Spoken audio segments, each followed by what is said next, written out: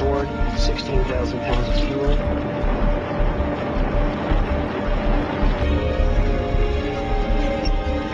We've got manual override.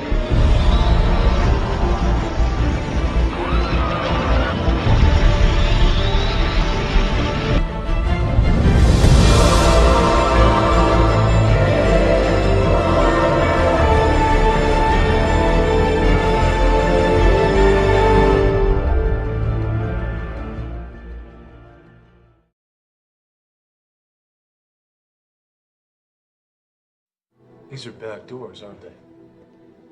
Programmer exits. How do they work?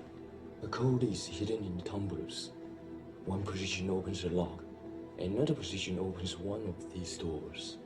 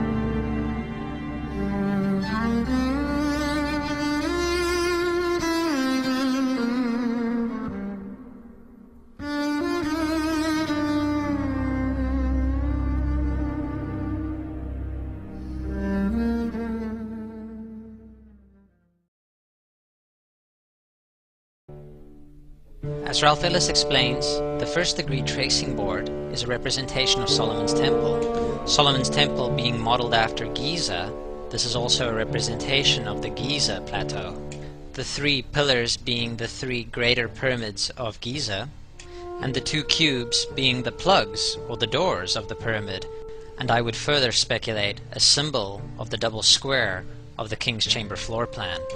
Inside every Masonic lodge you are likely to find the two pillars of Solomon's Temple and the five-pointed or blazing star. It seems highly unlikely to my mind that it is a mere coincidence that these are the same elements we see at play in the 9/11 event. My current belief system views what happened on that day as a mega ritual. We find another related and valid symbol system in the Kabbalah. Here the World Trade Center represents the left and the right pillar, the middle pillar being formed by the space in between, and representing, amongst other things, cosmic illumination or higher consciousness. The middle pillar can also be viewed as World Trade Center 7. We then have all three the pillars on the first degree tracing board representing Solomon's Temple, and in its turn the three major pyramids of Giza, evoked during the 9/11 mega ritual. Which brings us to my current preferred metaphor for higher consciousness, the Stargate.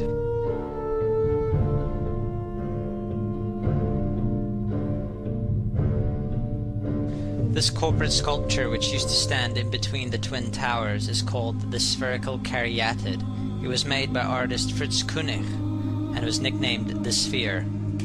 Let's have a quick look at Earth's Consensus Library entry about this piece and see what we can learn. We see that Koenig made this thing in Bavaria, the same place where the Illuminati was founded.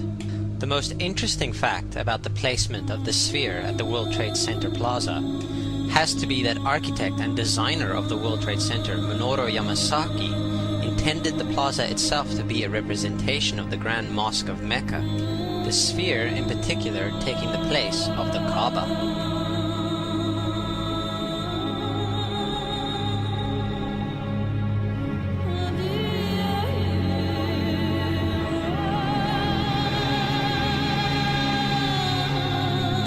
We should also bear in mind in this regard that the Great Pyramid has the ratio of pi encoded mathematically in its design. The Ben, the obelisk, the pyramid, the circle and the sphere are thus all intimately connected.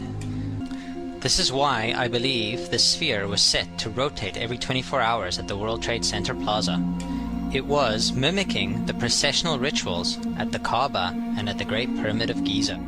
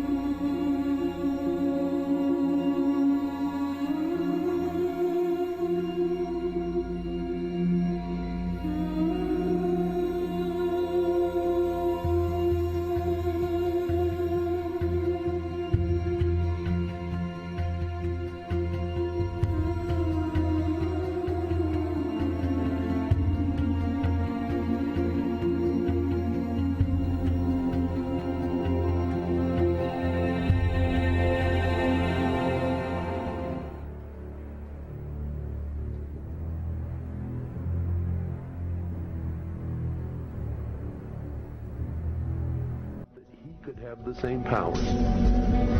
And man was set free from the bonds of ignorance by Lucifer through his agent Satan, and many believe maybe they are. And that through the gift of intellect, man himself will become God.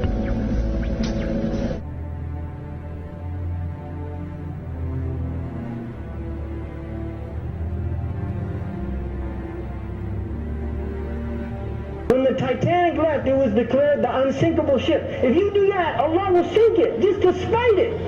You can't do that. When they made the Challenger, now you know what Challenger means in Arabic? Mutahaddi. It's a very bad word.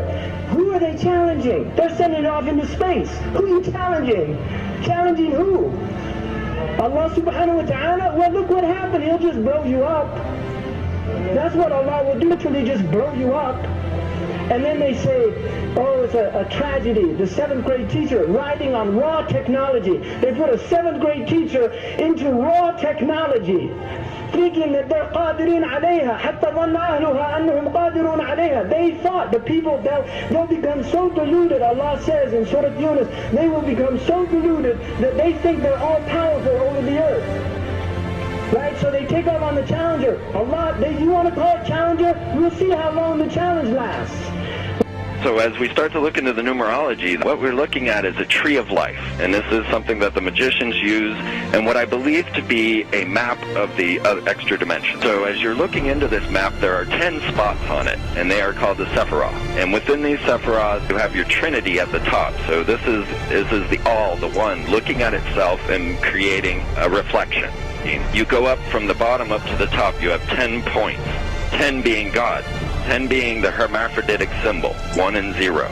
So as you come up to 10, that is their God, that is 10, that is the hermaphrodite. But if you stop at 9 and you skip to 11, skipping God, then you are a Luciferian. Because 11 is the number of the magician. It's the one step above. Once you have accomplished the tree of life, you are now the magician. You are one above 10. But they're doing it by skipping God. That's the symbolism of 9/11. Here we go.